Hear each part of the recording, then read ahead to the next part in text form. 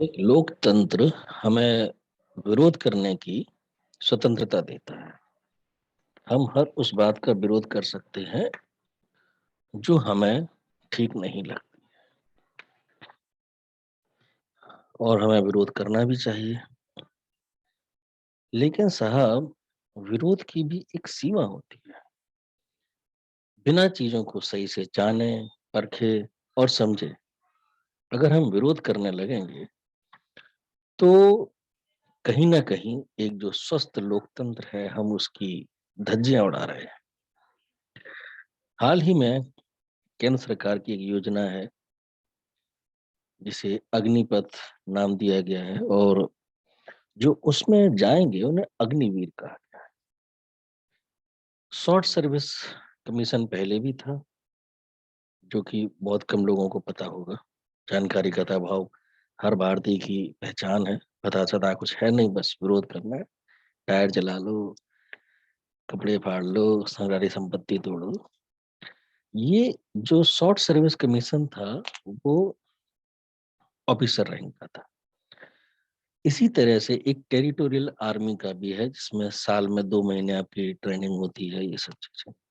उसी तर्ज पर ये 4 साल का एक सिस्टम बना है। अब ये सिस्टम कोई ऐसा मैंडेटरी तो है नहीं कि भारत के हर नागरिक को करना है, पहली चीज। दूसरी चीज, एनडीए और सीडीएस के ऑप्शन तो खुले ही है।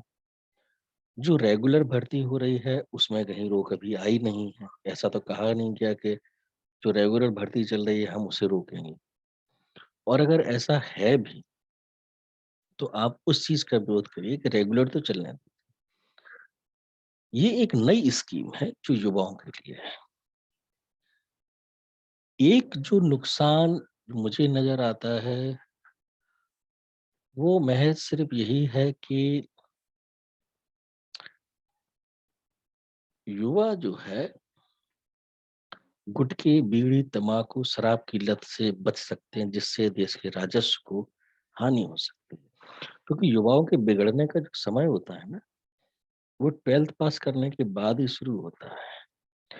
अब अगर युवाओं के अंदर देश की सेना में जाने की ललक आ गई, देश की सेवा करने की जिज्ञासा जाग गई, तो ये जो लतें हैं ना जो हमें अपने पथ से भटकाती हैं, ये नुकसान है। और इससे एक बड़ी बड़ी कंपनियों की तो लग जाएगी, क्योंकि उनका तो धंधा ही इससे चलता है।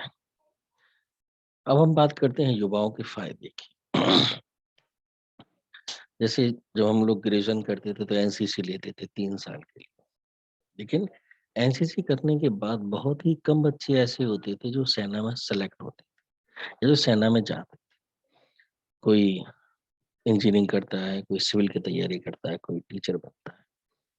लेकिन ये जो 4 साल का जो टेन्योर है, 17 से 21 साल में आप ऑर्गेनाइज रहेंगे, आप अनुशासित रहेंगे, फिजिकली आपका स्टेमिना बढ़ेगा, क्योंकि सेना के साथ में मिलकर काम करना आपकी शारीरिक क्षमताओं को बढ़ाएगी। तो 21 साल के बाद सही मायने में देखा जाए तो आपका जीवन शुरू होता है। इसके बाद सारे द्वार खुल जाते हैं। अच्छा, कुछ लोग ये सोचेंगे भाई 17 से 21 में वो ग्रेजुएशन नहीं कर पाएगा। तो साहब, ग्रेजुएशन का ऐसा है कि जिसका विजन आगे बढ़ने का होगा वो ओपन यूनिवर्सिटी से जरूर करेगा ग्रेजुएशन। और सिविल सर्विसेज के लिए ग्रेजुएशन चाहिए, यूजीसी से मान्यता है, पर अब वो कहीं से भी हो। फायदे क्या है? 2 फायदे हैं। पहला ये कि आप उन 25% में भी हो सकते हैं जो सेना में कंटिन्यू कर सकते हैं। दूसरा, 12th के बाद आप सेलेक्ट हो गए हैं, आप एनडीए में भी सेलेक्ट हो सकते हैं। एनडीए चूक जाता है तो सीडीएस कर लीजिए। सीडीएस चूकता है तो आपके पास 30-32 साल का ऑप्शन है, ग्रेजुएशन करके सिविल सर्विसेज में जाइए। आपको सरकारी नौकरी नहीं करनी है, आपको 21 लाख 11 लाख रुपए मिल गए हैं। आप उस 11 लाख रुपए से अपना व्यवसाय भी शुरू कर सकते हैं। और चूंकि आप भारतीय सेना में हैं, तो कोई भी बैंक आपको ऋण देने से ना तो कर ही नहीं सकता, क्योंकि ऑलरेडी आपके ऊपर भारत सरकार का एक मार्क लगा हुआ है कि आप बहुत अच्छी जगह से निकले। मैं उन लोगों से एक ही रिक्वेस्ट करूँगा कि उन लोगों से, किन लोगों से? जो विरोध प्रदर्शन कर रहे हैं, कि आप सेना में भर्ती को लेकर के विरोध प्रदर्शन कर रहे हैं, सेना में जाना चाहते हैं, यानी कि कहीं न कहीं आपके अंदर देश प्रेम की भावना है और आप देश प्रेम की भावना को दिखाने के लिए सेना में जाना चाहते हैं और आप उसी देश की संपत्ति को नुकसान कर रहे हैं। आप सड़कें तोड़ रहे हैं, आप रेल की पटरियाँ तोड़ रहे हैं। तो कहाँ से आप पर विश्वास किया जाए कि आपके अंदर देश प्रेम की भावना है? मतलब आपके अंदर आप आर्मी की जॉब देश प्रेम से प्रेरित होकर के नहीं करना चाहते। आप शायद ये सोच रहे हैं कि उसमें सुविधाएँ अच्छी हैं या जो भी कुछ है।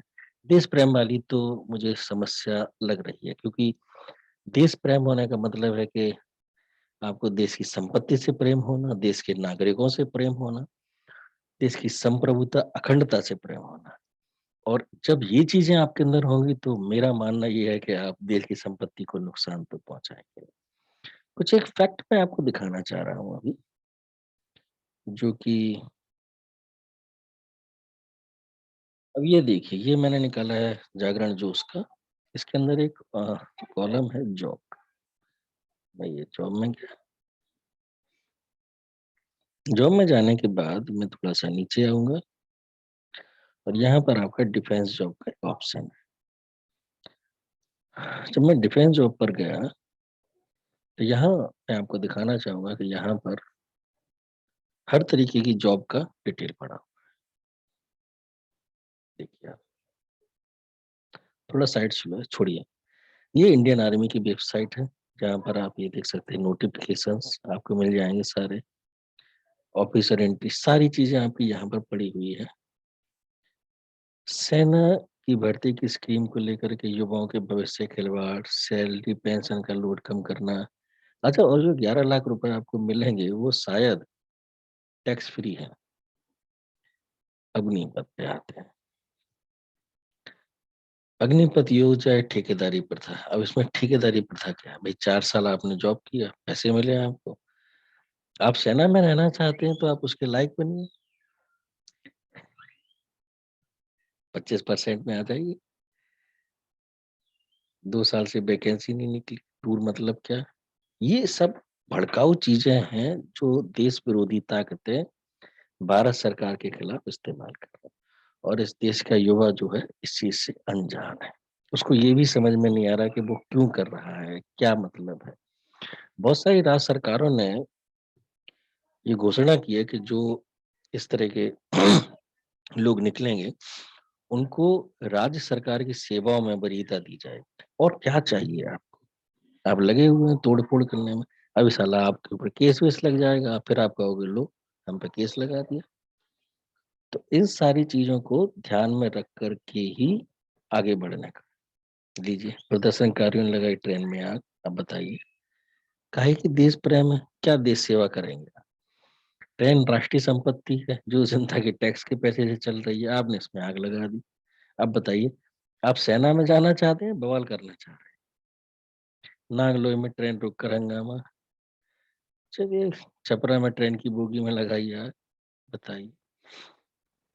क्या मतलब आप अपने ही देश का नुकसान कर रहे हैं और उस पर ये कह रहे हैं कि हम देश प्रेम पगलाए हुए हैं, मतलब देश प्रेम है हमारे अंदर, देश की सेवा करनी इसलिए हम सेना में जाएँगे।